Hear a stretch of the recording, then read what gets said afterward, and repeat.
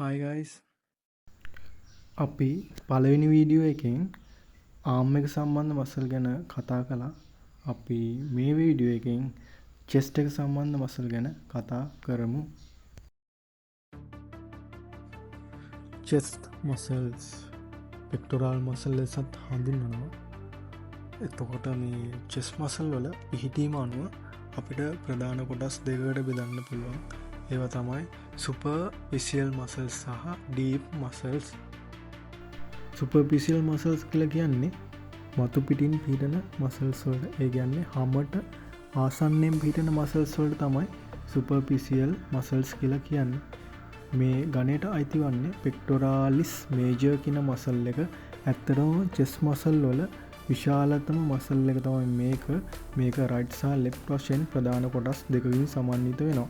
deep muscles කියලා කියන්නේ superficial muscle වලට ඇතුලෙන් පිහිටන muscles වලට. මේ deep muscles වලට අයිති වන්නේ pectoralis minor, serratus anterior, subclavius and intercostals කියන muscle තමයි අයිති වන්නේ. ඇත්තටම අපිට fitness සම්බන්ධයෙන් වැදගත් වෙන්නේ මේ pectoralis major කියන muscle එක. මේක ප්‍රධාන කොටස් තුනකින් එහෙම නැත්නම් ප්‍රධාන heads තුනකින් තමයි සමන්විත වන්නේ.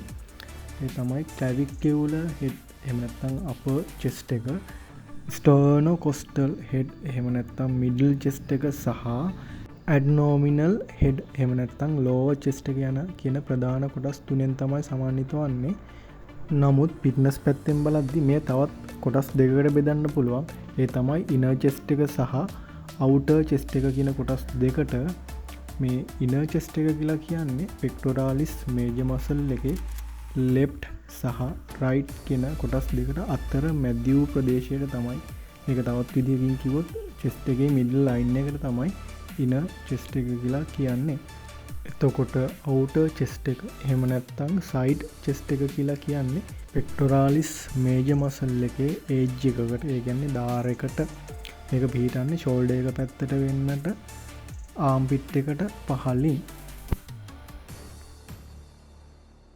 See you guys.